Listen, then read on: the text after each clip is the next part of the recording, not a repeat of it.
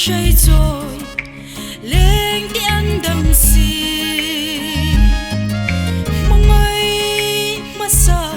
trên ngu thì nề nu panum lim hi har nghe Heiha Huiha Heiha cần thấy rồi lại mang ấy kha lung ngồi mây là cần thấy rồi lại mang ấy rin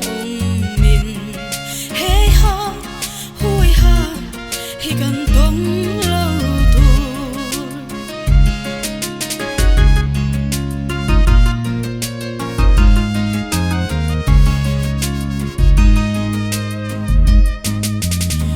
Huiha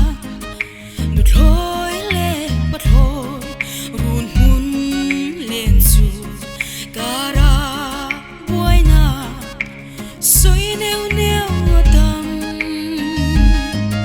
su tin samang in chen lên lên đăng căn cha akan thôi lệ truy Heiha Huiha Heiha cần thấy rồi lại mang ấy kha lung ngồi mây là cần thấy rồi lại mang ấy rin mình Heiha Huiha hi cần tông lâu tuổi